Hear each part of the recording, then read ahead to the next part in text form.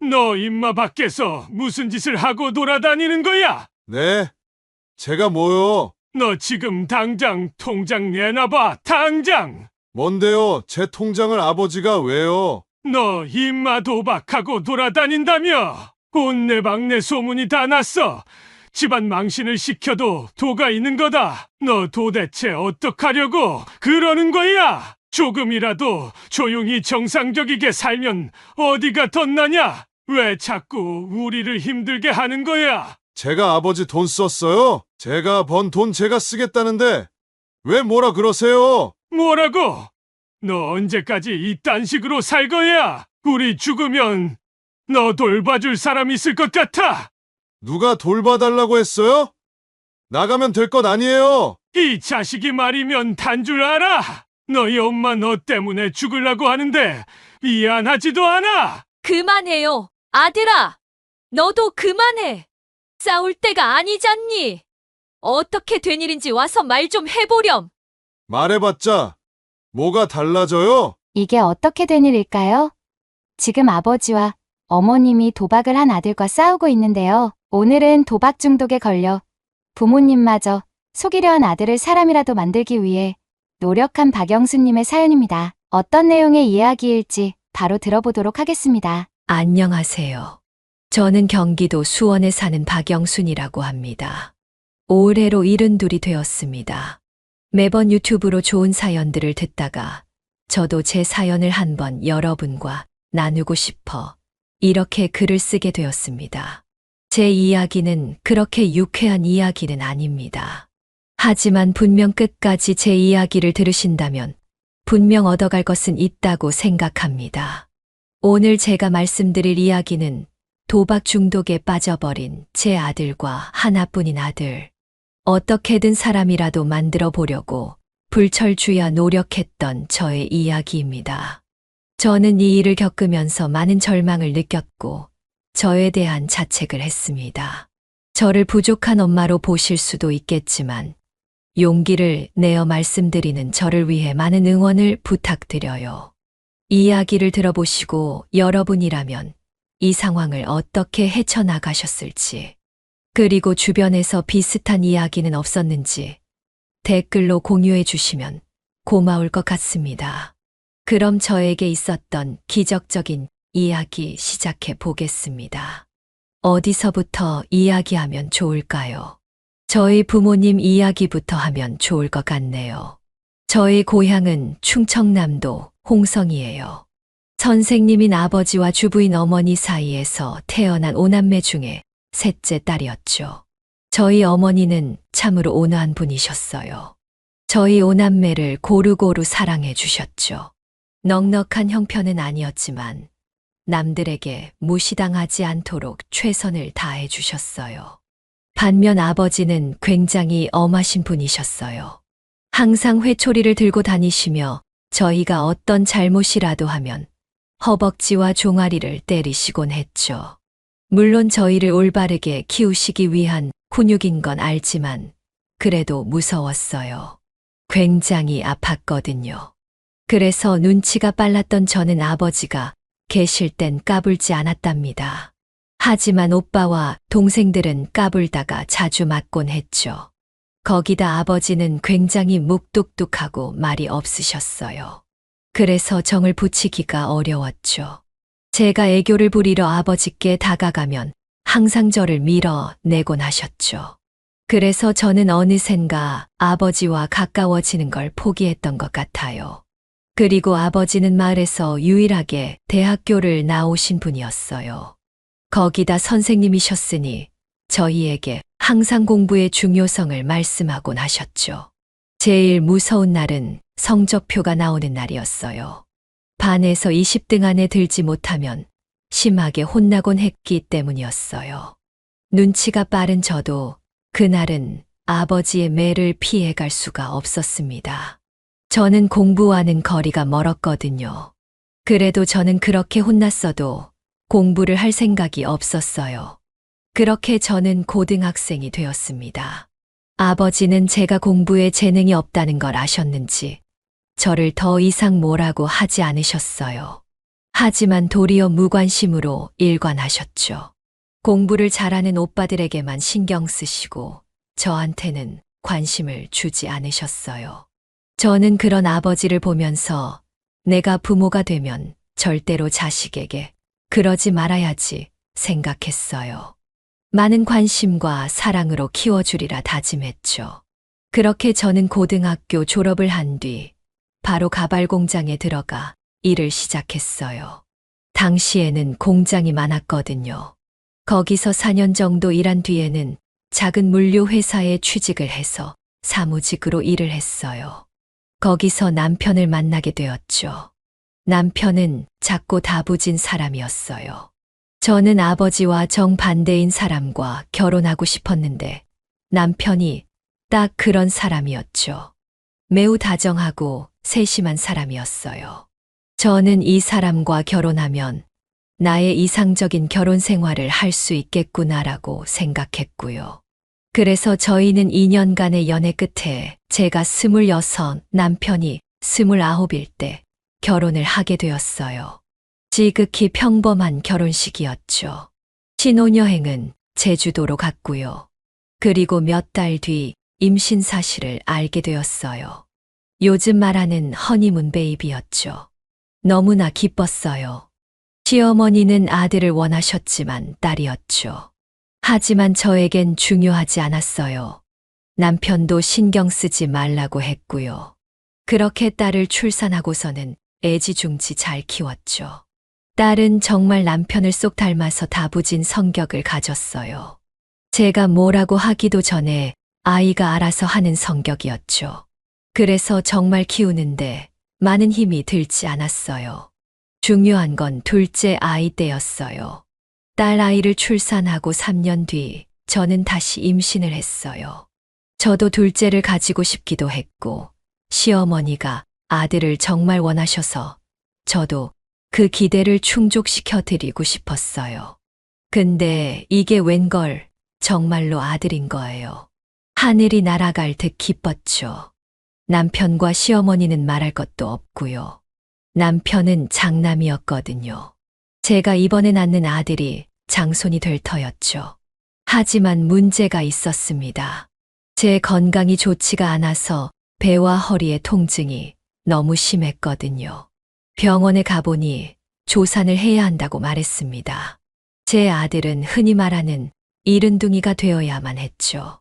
저는 그래서 마지막 월경을 한 뒤 36주 만에 아이를 조기 출산해야만 했습니다. 그렇게 아들은 1kg도 안 되는 무게로 세상에 나왔죠. 저는 너무 무서웠어요. 아들이 어떻게 되진 않을까 걱정을 했죠. 그 걱정에 출산하고 펑펑 울기만 했습니다. 건강하게만 잘 자라준다면 제 모든 걸 바치겠다고 기도하고 또 기도했죠. 정말 다행히도 둘째 아들은 저의 염려와 반대로 정말 잘 버텨줬어요. 하지만 또래보다는 몸이 약한 건 사실이었죠. 그래서 저는 첫째 딸 아이보다는 둘째 아들에게 더 정성을 쏟을 수밖에 없었어요. 먹을 것도 훨씬 더 많이 주었고 어딜 갈 때면 항상 아들부터 챙기곤 했죠. 딸 아이에겐 미안했지만 어쩔 수 없었어요. 아들에게는 뭔가 모를 죄책감이 있었거든요. 제가 약해서 아들을 약하게 태어나게 만든 것 같아서요. 남편은 가끔 저에게 말했어요. 여보, 너무 아들만 챙기는 거 아니야? 딸애도 좀 봐줘야지. 알아요. 하지만 계속 아들에게 눈길이 가요. 갓난아기였을 때 몸이 너무 약했잖아요. 그때가 잊혀지지 않아서 그런가 봐요. 당신이 딸 아이 좀 잘 보살펴줘요. 저도 딸 아이에게 잘 해볼게요. 그래, 알겠어. 그래도 너무 티가 나서. 그래, 똑같은 자식인데 똑같이 사랑을 못 주더라도 차이가 많이 나면 안 되지. 당신 말이 옳아요. 하지만 어쩌겠어요. 제 마음이 나약해서 그런가 봐요. 딸아이한테 너무 미안하네요.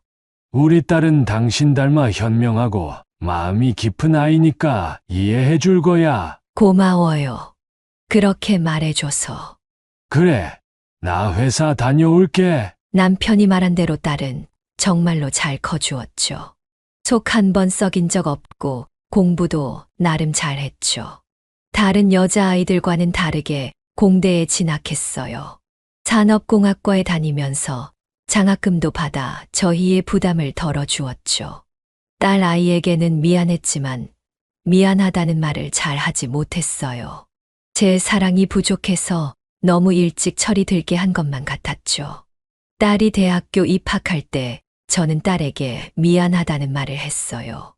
딸은 그래도 저에게 괜찮다고 말해 주었어요.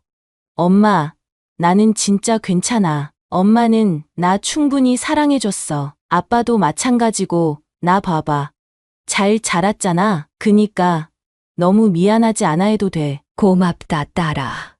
그렇게 말해주니 나는 더 이상 바랄 게 없구나. 그렇게 저는 마음의 짐을 덜 수 있었죠.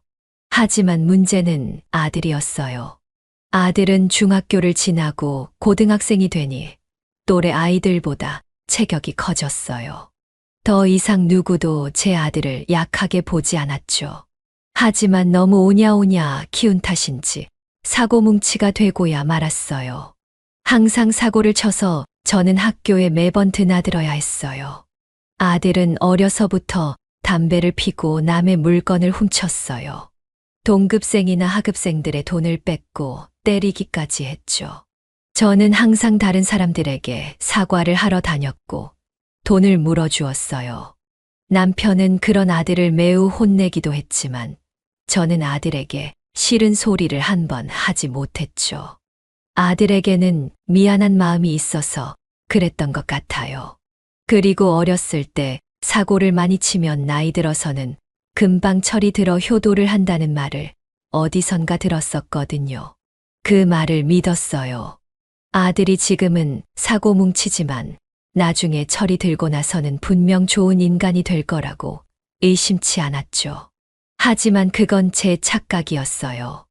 아들은 고등학교를 졸업하고도 대학교에 가지 않았어요. 바로 일을 한 것도 아니고 몇 년간 친구들과 몰려다니며 놀기만 했죠. 물론 저에게 용돈을 타고 다니면서요. 한 번은 도저히 안 되겠다 싶어서 아들에게 화를 내었죠. 민식아, 너 도대체 뭐가 되려고 그래? 이제 정신 차리고 뭐라도 해야지. 언제까지 우리한테 얹혀 살면서 놀기만 할 거야. 나도 다 생각이 있어요. 엄마까지 꼰대 담임처럼 그러지 마세요. 제가 화내면 감당 가능하세요? 너 그게 엄마한테 할 말이니? 내가 널 어떻게 키웠는데. 이런 배은망덕한 놈아. 그만 좀 하라고요. 진짜 배은망덕한 게 뭔지 보여줘요. 한 번만 더 저한테 뭐라 그러면 저 진짜 집 나가서 평생 안 들어올 거예요. 아들은 그렇게 오히려 저한테 화를 내고서는 문을 쾅 닫고 집을 나가버렸죠.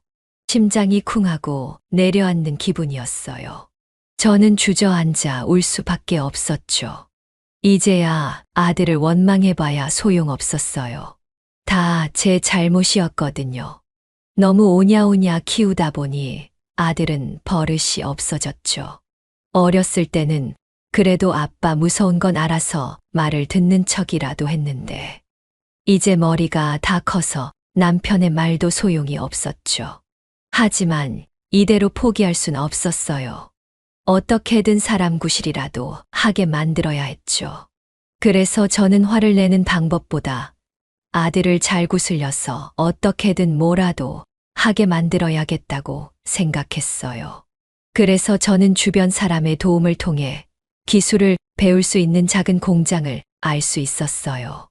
금속 원재료를 수입해서 가공해서 큰 기업에 되파는 작은 협력업체였는데 남편의 동생 친구가 하는 곳이었죠. 기술이라도 배우게 하면 그래도 먹고 사는데 문제는 없을 거라 생각했어요. 지금이야 저와 남편이 버는 돈으로 먹여 살릴 순 있지만 저희가 죽으면 아들은 더 이상 먹고 살 수 없을 테니까요. 아마 주변 사람들에게 빌어먹고 살면서 피해를 끼치겠죠. 그런 건 절대 용납할 수 없었어요. 일어나서는 안 되는 일이었죠. 그래서 저는 싫다는 아들을 끌고 억지로 공장으로 향했어요. 엄마, 싫다니까 무슨 기술이야? 무식해 보이게. 아들, 엄마 말 믿고 한 번만 가서 이야기나 좀 들어봐. 그렇게 어려운 일도 아니래. 작은 아빠 친구가 하시는 곳이니까 잘 가르쳐 주실 거야. 이 기술 하나만 배우면 그래도 먹고 사는데 지장은 없다고 하니깐 너도 마음 먹고 잘 배워봐. 진짜 마지막이야. 이야기 들어보기만 할 거야. 들어보고 싫으면 안 할 거고. 그래, 알겠어. 너 마음대로 해. 너는 한다면 하는 애잖아. 난 알고 있어. 너는 무궁무진한 가능성을 가진 아이야. 알았어. 그만해. 부담스러워 죽겠네. 가보면 될 거 아니야. 가보면. 다행히 아들은 제 말을 듣고 순순히 공장으로 향했죠. 그때까지만 해도 희망에 가득 찼죠. 아들은 생각보다 열심히 공장장의 말을 들었습니다. 공장장에게 제가 미리 사정을 해놓았고, 다행히도 공장장은 아들을 자극하지 않고 잘 구슬려서 일을 같이 해보자고 했습니다. 아들은 그렇게 그 공장에서 일을 시작하게 되었고, 착실히 일을 배워갔습니다. 가끔씩 술을 먹다가 일을 빼먹기도 하고, 일을 가르쳐주는 사수와 다툼이 있었다는 말을 들었지만, 아들이 살면서 이렇게 뭔가를 꾸준히 했던 일은 없었기에 저는 안심을 했습니다. 그렇게 몇 년이 지났습니다. 아들은 나이가 30을 바라보고 있었죠. 저는 아들에게 결혼 이야기를 꺼냈습니다. 아들아, 혹시 만나는 사람 있니? 있으면 엄마 좀 소개시켜 줘봐. 없어 있어도 안 보여줘? 왜 안 보여줘? 엄마가 며느리 데려오면 진짜 잘해줄 텐데. 술집 여자도 괜찮아. 뭐, 술집 여자? 놀라기는 농담이야. 농담. 그런 농담을 하니. 놀랐잖아. 아니, 너도 이제 결혼을 해야 되지 않겠니? 언제까지 여기서 살 거야? 계획은 있어. 돈은 좀 모아뒀니? 또 그러네. 요즘 잠잠하다 했더니 또 시작이야. 나도 몰라. 내 인생 내가 알아서 살게 좀 냅둬. 엄마가 이런 것도 하나 못 물어봐. 사람 스트레스 받게 왜 결혼 이야기를 꺼내냐고. 짜증나 돌아버리겠어. 내가 알아서 생기면 보여줄 테니까 가만히 좀 냅둬. 알겠다. 기분 나빴다면 미안하다. 그냥 조금 걱정이 돼서 그랬어. 난 나갔다 오마. 방에서 담배 좀 작작 피고. 진짜 짜증나. 아들에게 저는 여전히 꼼짝하지 못했고, 아들은 제가 한마디라도 꺼내면 화를 내거나 짜증을 냈어요. 아들이 무서웠다기보다는 제가 심기를 건드리면 잘못 어긋나갈까봐 그게 무서웠죠. 그렇게 몇 달이 지나 아들은 30살이 되었죠. 저는 그래도 아들이 몇 년 동안 기술을 배우면서 돈을 꾸준히 모아왔다고 생각했어요. 하지만 그게 아니었어요. 남편 친구 동생인 공장장에게 전화가 와서 알게 되었죠. 형수님, 민식이 얘기 좀 들으셨어요? 아니요. 무슨 얘기요? 민식이가 뭐 잘못이라도 했나요? 아니요, 잘못이라기보다 최근에 몇 달치 월급도 가불해 가고 일에도 집중을 못하는 것 같아서요. 듣기로는 술집 여자애한테 꼬드김 당해서 도박에 손을 좀 댄 것 같아요. 뭐라고요? 도박이요? 내 금액은 모르지만 알아보셔야 할 것 같아서 전화드렸어요. 저는 그 말을 듣곤 자리에 풀썩 주저앉을 수밖에 없었어요. 아들이 사람을 가장 크게 망하게 하는 것 중 하나인 도박에 손을 댔다는 걸 믿고 싶지 않았죠. 알고 보니 아들은 자주 다니는 술집 여자를 마음에 들어 했고 실제로 교제까지 했나 봐요. 하지만 그 술집 여자는 도박에 빠져 있는 여자였고 아들도 그 여자를 따라 했다가 중독이 되어버린 거였죠. 저는 이 사실을 남편에게 말했어요. 남편도 엄청나게 충격을 받아 했죠. 화가 머리 끝까지 났는지 안절부절하지 못했죠. 저는 무슨 일이라도 일어날까 두려웠어요. 그날 밤 아들이 술에 약간 취한 상태로 들어왔어요. 방에 들어가는 걸 남편이 붙잡았죠. 너 임마 밖에서 무슨 짓을 하고 돌아다니는 거야? 네. 제가 뭐요? 너 지금 당장 통장 내놔봐, 당장! 뭔데요? 제 통장을 아버지가 왜요? 너 임마 도박하고 돌아다닌다며!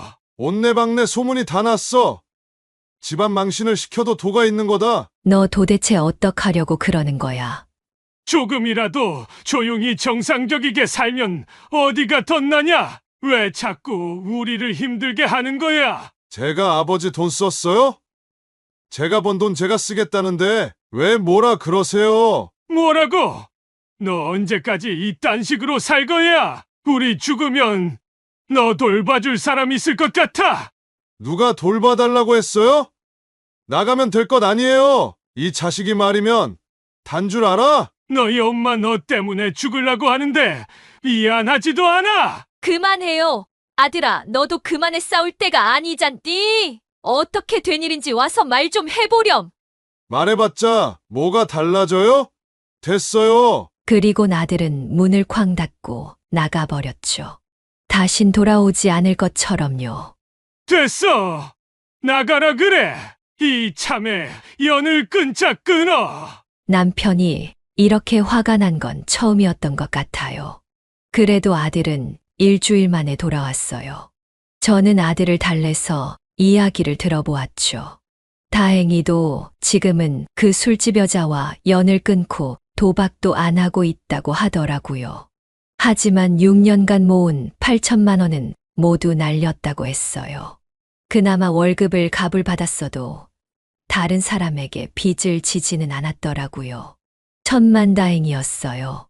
그런 아들을 포기하고 싶지 않았어요. 아들을 꼭 안아주었죠. 괜찮아. 괜찮아. 지금부터라도 잘 살면 돼. 아들은 긴장이 풀렸는지 저를 안고 펑펑 울더군요. 그렇게 사건을 일단락되어지는 듯 했어요. 남편과 아들의 사이는 여전히 서먹했지만 그래도 연을 끊지는 않았으니 나쁘지 않았죠. 저는 아들을 데리고 도박 중독 상담을 받으러 다녔어요. 제가 갈 필요는 없었지만 중간에 아들의 마음이 조금이라도 약해질까봐 걱정스러웠기에 저도 함께 그 수업을 듣기 시작했어요. 그렇게 1년간 함께 도박 중독 상담 프로그램을 들었죠. 아들은 처음에는 잘 따라왔지만 시간이 지남에 따라 설렁설렁 참여하기 시작했어요. 그래서 저는 더 마음을 놓을 수 없었죠. 그렇게 아들은 1년간의 수업, 그리고 1년간의 추후 관리를 통해 완전히 도박 중독에서 빠져나온 것 같았어요. 일도 다시 열심히 했고요. 남편은 우리가 통장을 관리하자고 했지만 저는 다시 한번 아들을 믿고 싶었어요. 아들이 제 앞에서 흘린 눈물이 진심이었다고 생각했거든요. 거짓이라 생각하지 않았어요. 그 사이에 제 딸은 결혼을 해서 아이까지 낳았죠. 딸도 결혼을 해서 가정을 꾸리고 아들도 정신 차리고 열심히 사니 이제 저에게 걱정은 없을 것 같았어요. 아들도 2년간 돈을 모아서 독립을 했어요. 공장에도 꾸준히 나갔고 다들 아들을 인정하기 시작했어요. 아들도 어느새 선임 작업자가 되었고 밑에 가르치는 아이도 생겼어요. 하지만 그때 제 남편이 암에 걸리고 말았어요. 췌장암이었죠. 작년에 건강검진을 받을 때는 발견을 못했는데 점점 허리와 배의 통증을 느껴 정밀 검사를 해보니까 나왔어요. 췌장암은 암 중에서도 발견하기 힘들고 치유하기도 어려운 암이어서 저는 너무 절망스러웠어요. 남편이 암 진단을 받은 날이 기억이 나요. 정말 하늘이 무너지는 듯 했죠. 하지만 남편은 오히려 덤덤했어요. 그리곤 저에게 말했죠. 여보 괜찮아 자식도 다 키워놨고 나는 당신이랑 행복했어. 수술도 안 받을 거야. 남은 인생 행복한 기억만 가지고 가고 싶어.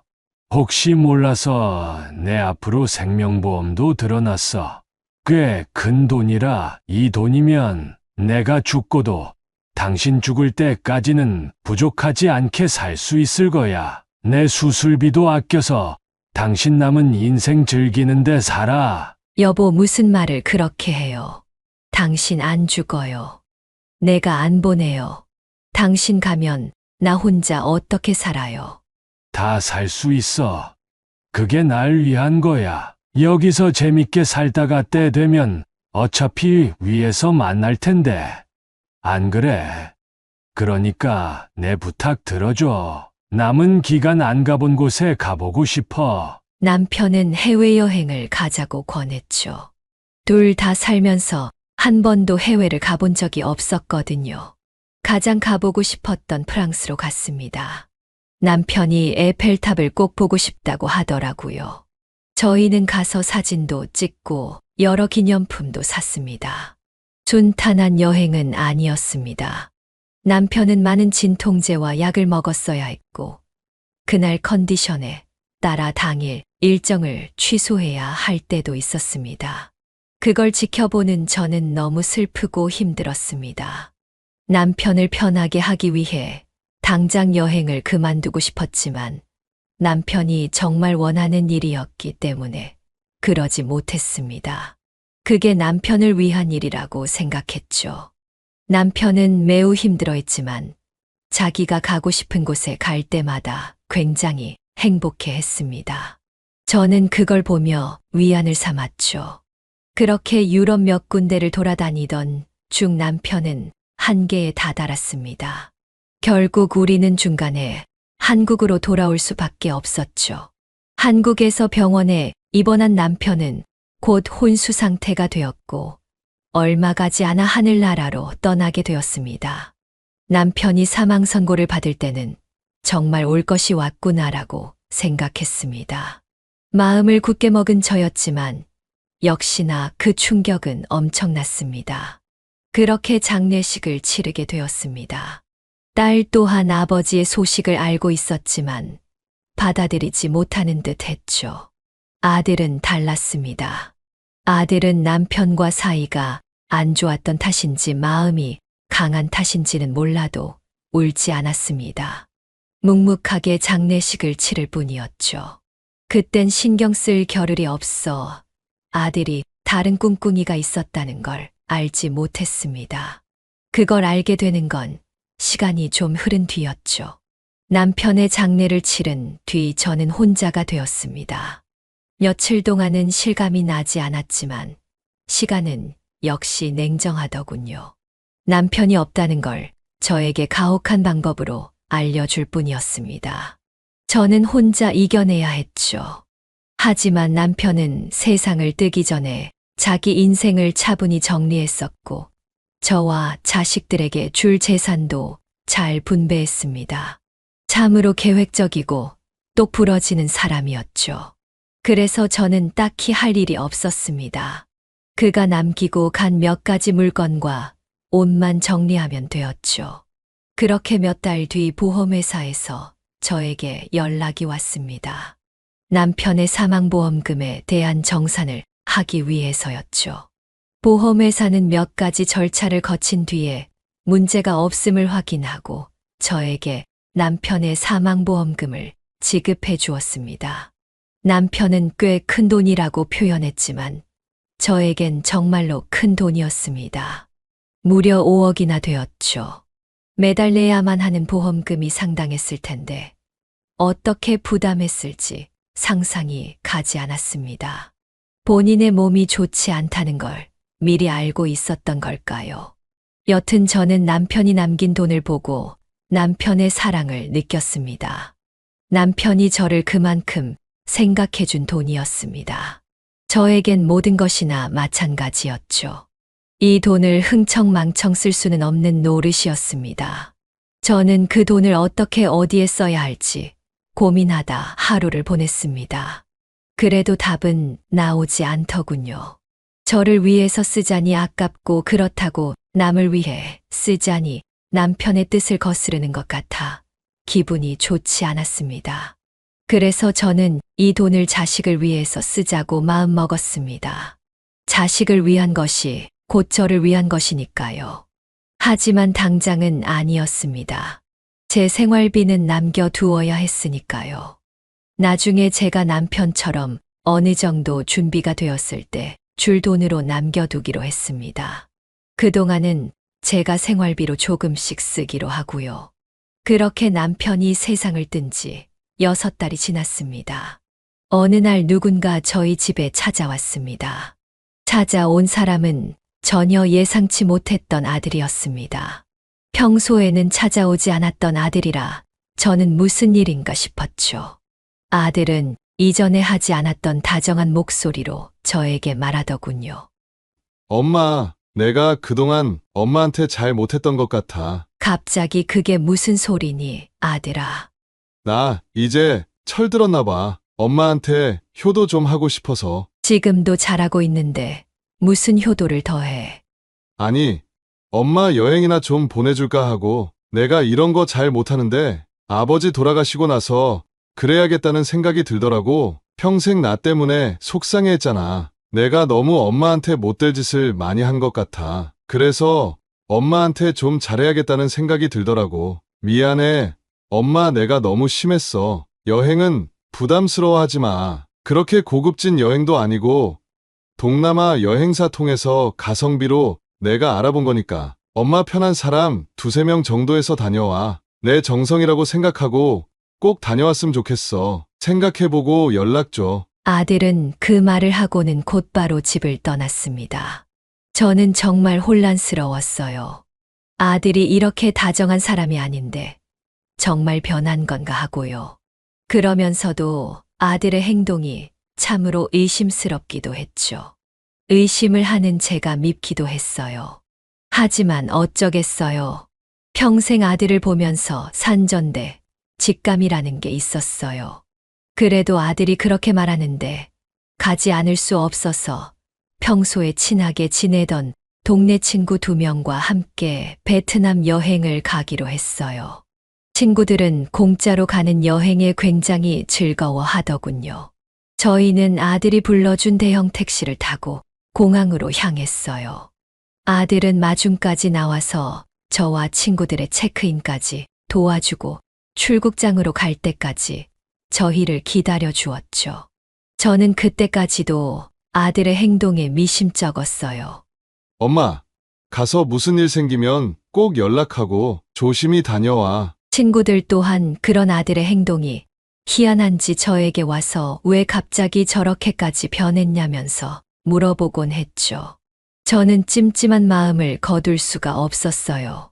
아들은 출국장 앞에서 제가 떠나는 것까지 보고선 자리를 떴고 저도 안으로 들어왔어요.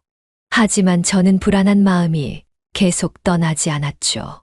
그래서 결국 저는 여행을 가지 않기로 했어요. 집으로 돌아가기로요. 저는 당황한 친구들에게 최대한 둘러대고는 잘 다녀오라고 얘기하고 집으로 가는 택시를 탔어요.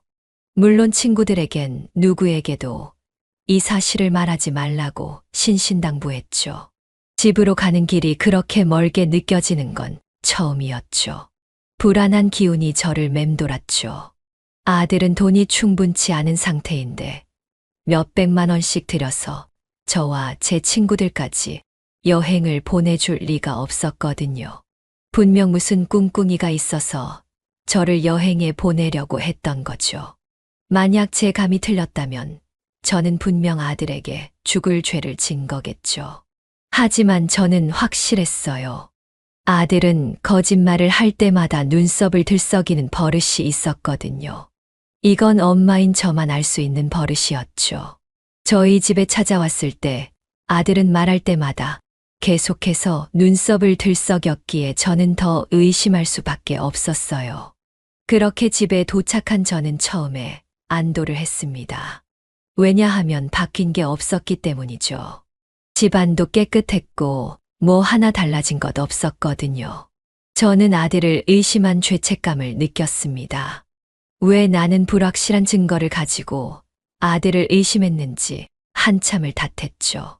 그렇게 소파에 앉아 자책을 하고 있는 도중 뭔가 제 머릿속을 스쳐갔습니다. 바로 남편이 남겨준 보험금이 있는 통장이었죠. 그래서 저는 그 통장을 숨겨둔 장롱으로 가서 마구 뒤지기 시작했습니다.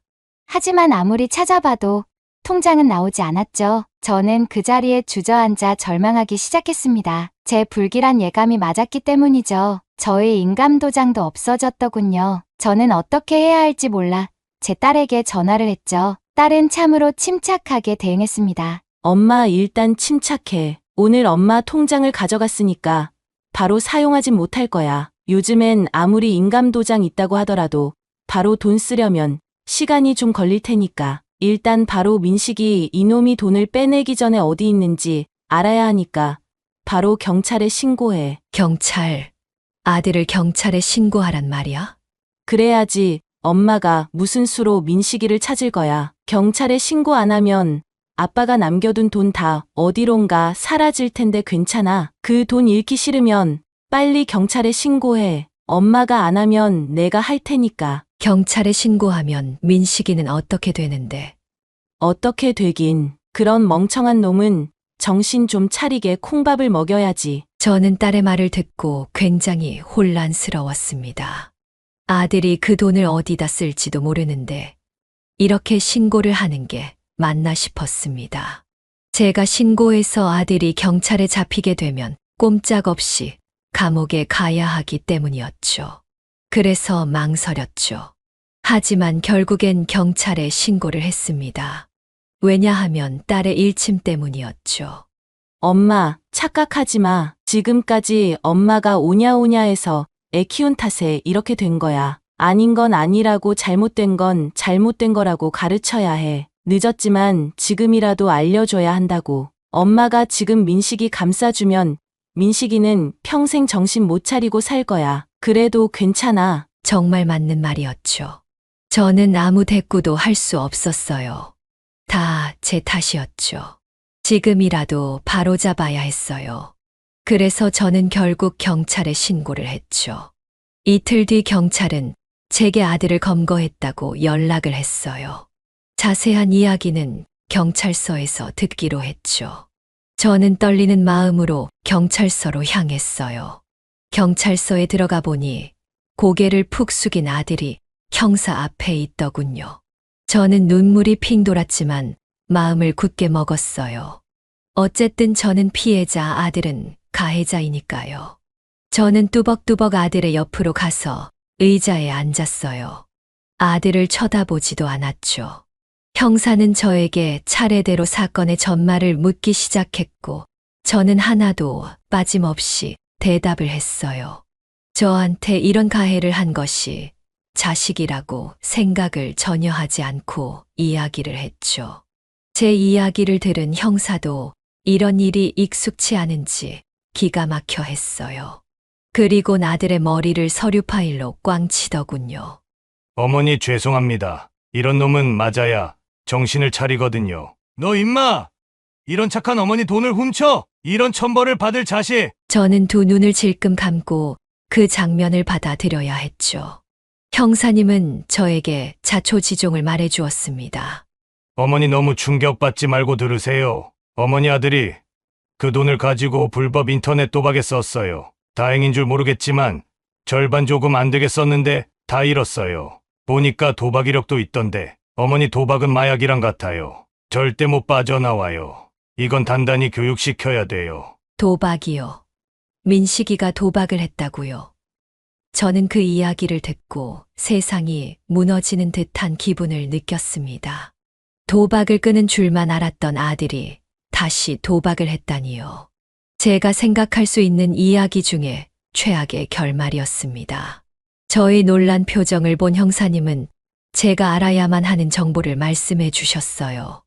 내 마음 단단히 먹으세요. 아들이 잃은 돈은 다시 찾을 순 없지만 그래도 절반이라도 찾아서 다행인 거예요. 보통은 합의를 보게 말씀드리는데 저도 이번에는 화가 나서 안 되겠네요. 어쨌든 어머니 선택이세요. 원만하게 합의를 할 건지 아니면 벌을 받게 할 건지. 오히려 냉정하게 형사님이 말해주니 짧은 시간이지만 조금은 정리가 되더군요. 아들은 뭐라도 말을 하고 싶어 했지만 형사님들이 있어서 아무 말도 할 수 없었죠. 제가 조금 시간을 가지고 말씀드려도 되나요? 어머니, 제가 뭐라고 말씀드릴 순 없어요. 하지만 저도 일을 해야 하고 이미 신고를 하셔서 경찰청에 넘어간 사안이에요. 검찰청까지 넘어가서 재판을 받아야 할 텐데 아들분은 어쨌든 벌을 받아야 할 거예요. 대신 어머니가 얼마나 선처를 해주시는지에 따라 형량이 달라질 수 있는 거죠. 그렇군요. 그럼 제가 아들과 따로 이야기할 시간은 주실 수 있나요? 원래 안 되는데 그럼 짧게 드릴 테니 저 방에 가서 이야기해 보세요. 형사님의 배려 덕분에 저와 아들은 좁은 방에서 이야기할 시간을 가졌습니다. 물론 다른 형사님 한 분이 같이 계셨지만요. 자리를 옮겨 이야기를 할 시간이 있었지만 저와 아들은 긴 시간의 침묵을 가졌습니다.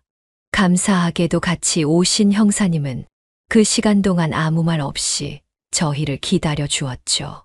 시간이 지나고 아들은 생각이 정리되었나 본지 제게 울며 불며 다짜고짜 애원을 하더군요. 엄마, 내가 잘못했어. 한 번만 용서해줘. 엄마, 자식 마지막으로 목숨 한 번 살려준다고 생각하고 이번 한 번만 좋게 넘어가 주면 안 돼. 나 이미 남은 것 없고 이번만 하고 다시는 손댈 생각 없었어. 나도 알아.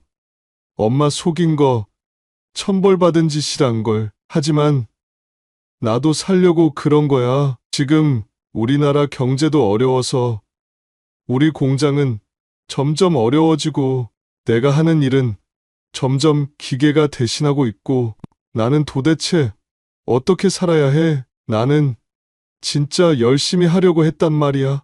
더 이상 할 수 있는 것도 없고 어떻게든 돈을 벌어서 엄마한테 효도하려고 했어. 엄마, 돈 다시 다 벌어서 엄마한테 갚으려고 했단 말이야. 나 믿지? 엄마, 내가 앞으로 고생하면서 범죄자로 사는 꼴 보고 싶어. 엄마는 그럼 범죄자의 엄마가 되는 거야. 그러니까 제발 나 좀 살려줘. 아들은 있는 말 없는 말 다 해가면서 지금 상황을 어떻게든 좋게 넘기려 하더군요.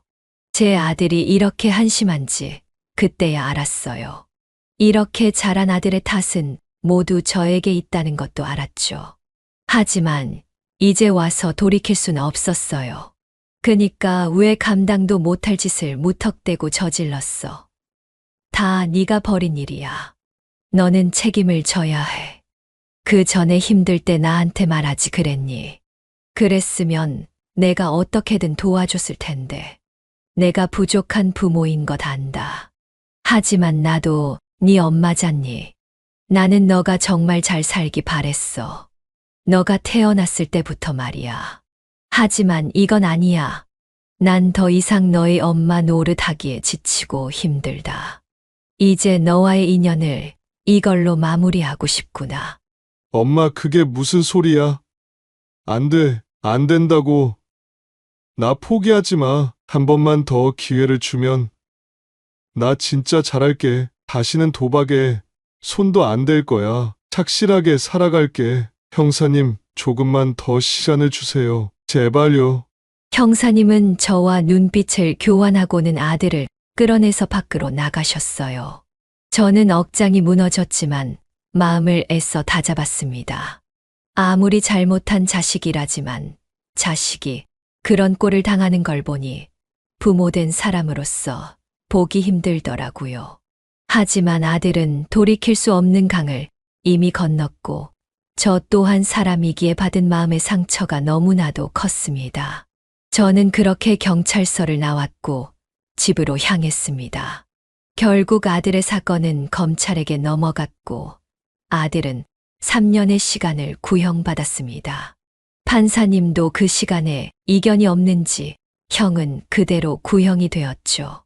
아들은 재판장에서도 고개를 푹 숙이고 있었고 저 또한 그랬습니다. 아들의 죄는 저의 죄와 마찬가지니까요. 그렇게 저는 재판장을 빠져나왔고 다시 일상으로 돌아갔습니다. 그 이후 3년은 저에게 지옥 같은 시간이었죠.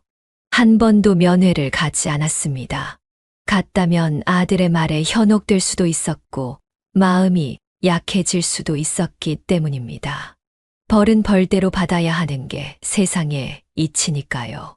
면회를 가고 싶은 마음은 굴뚝 같았지만 저는 그럴 때마다 저를 벌하는 것처럼 그 마음을 참아야 했죠. 마치 수행자가 된 것 같았어요. 다른 이야기를 좀 더 하자면 저는 남편의 돈을 쓰지 않고 지냈습니다. 나이는 좀 있었지만 집 근처 건물의 청소부 자리를 소개받아 하기 시작했죠. 큰 건물이 아니라 그렇게 일이 힘들지 않았고 같이 일하는 동료들과 사람들이 다들 친절해서 할만했습니다. 물론 남은 돈으로도 여생을 즐길 수 있었겠지만 이 돈은 쓸 수가 없었죠. 월 250만 원인 월급도 꽤 충분해서 돈을 쓰고도 충분히 저금할 수 있는 돈이었습니다. 돈을 모아서 제 딸과 손녀에게 주고 싶었죠. 그렇게 지내다 보니 3년이란 시간이 지났습니다. 저는 아들이 출소하는 날 감옥 앞으로 가서 아들을 기다렸죠. 몇 시간 정도 지났을까 아들이 나왔습니다. 아들은 눈이 부신지 햇살을 쳐다보고는 다시 땅을 쳐다보고 걸어왔습니다. 그러다 앞을 보고는 저를 발견했는지 걸음을 멈추더군요. 우리 둘은 한참을 말을 하지 않고 쳐다만 봤습니다. 그러다 저는 사온 하얀 두부를 내밀었죠. 아들은 천천히 다가와 그 두부를 우적우적 먹기 시작했습니다. 참 쩝쩝거리며 잘 먹더군요. 아들은 점점 먹으면서 속이 막히는지 가슴을 두드렸고 이내 눈물을 흘리기 시작했습니다. 저도 눈물이 날 뻔했지만 가까스로 참을 수 있었죠. 제가 아들이 출소한 날 가기 전에는 아들이 저를 원망스럽게 생각할 거라고 생각했습니다. 하지만 아니었습니다. 아들은 두부를 먹더니 제 앞에 무릎을 꿇고 절을 했습니다. 뭔가 깨달은 듯한 행동이었죠. 저는 그 모습을 보고 싶었던 거였습니다. 이제야 남편 볼 면목이 서더군요. 저는 원래부터 이래야 했던 겁니다. 처음부터 훈육을 잘 시켜야 했던 거였죠. 참으로 오래 걸렸던 훈육이었습니다. 저와 아들은 함께 집으로 향했습니다. 택시를 타고 가면서 우리는 아무 말도 하지 않았지만 그래도 많은 대화를 한 것 같았습니다. 말을 하지 않아도 통하는 게 있었죠. 집에 와서야 아들은 저에게 말하더군요. 엄마, 나 감옥에서 많이 생각했어. 내가 뭘 잘못했는지. 처음엔 엄마 원망을 많이 했어. 나가면 엄마한테 복수도 할 생각을 했어. 하지만 아니었어. 엄마는 나를 사랑한 죄밖에 없어. 내가 이렇게 된 건 다 내 탓이야. 미안해. 진심으로. 그렇게 말해줘서 고맙다. 그런 나를 배신한 너에게 나는 조금도 미안하지 않아. 처음엔 나도 내 탓이라고 생각했지. 하지만 결국 자기 인생은 자기가 선택하는 거야. 나는 너에게 많은 선택지를 주었고 결국 선택한 건 너였어. 그러니 난 너에게 아버지 돈의 단 1%라도 줄 수 없다. 너는 나와의 신뢰를 저버렸고 그 신뢰를 다시 쌓아 올리기는 정말 어려울 거야. 그래도 할 수 있겠니? 응, 할 수 있어. 엄마가 나에게 돈을 주지 않아도 상관없어. 나는 다시 새 삶을 살아갈 거야. 이전에 배웠던 기술들을 가지고 내 공장 하나 차려보려고. 물론 다른 공장에 가서 일을 해가지고 돈을 먼저 벌어야겠지만 나 엄마한테 바라는 거 하나도 없어. 엄마가 아직 날 용서하지 못한다면 연락하지 않아도 돼. 난 내가 지은 죄를 알고 있고 이건 내가 죽을 때까지 받아야 할 벌이야. 이제야 새 삶을 살 수 있을 것 같아. 엄마한테 고마워. 아들은 해탈한 것 같은 표정이었죠. 저는 당장이라도 모아둔 돈을 아들에게 주고 미안하다고 말하고 싶었지만 또 다시 제가 했던 실수를 반복하기 싫어서 참았습니다. 아들에게 더 이상 나에게 나올 희망은 없을 거라는 걸 보여주고 싶었죠. 그래. 그럼 한번 나에게 보여줘 봐라. 너가 깨달은 걸 나한테 보여줄 때까지는 연락하지 마라. 난 어느 도움도 너에게 주지 않을 거야. 대신 나도 너와 마찬가지로 살 거야. 남은 돈으로 편하게 살지 않고 너처럼 일하면서 열심히 살아갈 거야. 이게 자식을 잘못 가르친 나에게 주는 벌이다. 내 놈과 같이 말이야. 그러니까 얼른 잘 살게 되어서 그 모습을 나에게 보여주렴. 어쩌면 내 삶의 마지막 부탁이다. 너가 다시 한번 실수를 반복한다면 나 또한 다시 벌을 받을 거야. 그러니 제발 잘 살아다오. 그렇게 아들은 제 이야기에 고개를 끄덕인 뒤 집을 나섰습니다. 저는 아들이 가고 나서야 눈물을 흘릴 수 있었죠. 그게 슬픔의 눈물인지 기쁨의 눈물인지는 아직도 모르겠답니다. 이 이야기의 끝이 어디일까 궁금하시죠? 지금부터 말씀드릴게요. 아들이 그렇게 집을 나섰고 난 뒤 5년이 지났습니다. 아들은 열심히 일해서 자신만의 공장을 차렸습니다. 그리곤 스스로 도박 중독 센터에 다니면서 치료를 했죠. 그리고 더 나아가 자신처럼 도박에 빠진 사람들을 위해 센터에서 강연을 하기도 하고 실질적으로 도움을 주기도 했습니다. 자신이 도박을 했던 사람이기에 진심으로 사람들에게 다가갈 수 있었죠. 이 5년 동안은 저와 딸에게 아무런 도움을 바라지 않았습니다. 저 또한 아들이 보고 싶어서 연락하고 싶었을 때가 많았지만 아들을 위한 일이라 생각하고 계속해서 참았습니다. 그러다 보니 지금이 되었죠. 지금은 아들과 지속적으로 연락을 하며 지내고 있습니다. 물론 아직 남편이 남긴 돈은 아들에게 주지 않았죠. 아마 줘도 받지 않을 것 같습니다. 아들은 이전과 다른 삶을 살고 있어요. 결혼은 포기한 것 같지만 자기 일을 열심히 하며 어려운 사람들을 돕고 기부하는 삶을 살고 있죠. 왜 이제야 정신을 차린 건지 부모된 입장으로 아쉽지만 그래도 삶을 포기하지 않고 살아가고 있는 아들에게 고마울 때가 많습니다. 제가 죽는 날까지 저는 저와 남편의 재산을 아들에게 주지 않겠죠. 저는 이 재산을 다 기부하려고 생각 중입니다. 만약 세월이 흐른 뒤 제가 준 재산으로 아들이 도박을 한다면 저는 하늘나라에 가서도 후회를 할 테니까요. 이게 부모된 마음이라고 생각합니다. 어쨌든 저는 지금 잘 살고 있습니다. 딸아이 근처로 이사를 가서 초등학생인 손녀의 애교를 보며 평온한 노후를 보내고 있죠. 이러다가 자연스레 시간이 지나면 저를 기다리고 있는 남편의 품으로 갈 수 있겠죠. 저는 지금도 남편에게 기도를 합니다. 미안하고 고맙다고. 아들을 오냐오냐 키워서 미안하다고. 하지만 지금이라도 바로잡고 있다고. 나도 엄마가 처음이라 힘들었으니 용서해달라고. 그렇게 저는 평생 저의 죄를 생각하며 살아갈 생각입니다. 아들을 지켜보면서요. 아들도 자신이 저지른 죄에 대해 평생 속죄를 하며 살아가야겠죠. 하지만 생각하시는 것처럼 그렇게까지 우울한 삶은 아닙니다. 언제나 삶엔 희망이 있으니까요. 제 이야기는 여기까지입니다. 여러분들 중에 혹시 저와 비슷한 분들이 있으신가요? 어떻게 고난을 헤쳐나가셨을지 궁금하네요. 만약 비슷한 일이 없더라도 여러분이라면 어떻게 했을지 궁금합니다. 많은 분들의 의견을 듣고 싶네요. 그럼 제 이야기를 들어주신 분들 모두 행복하시길 바랍니다. 감사합니다.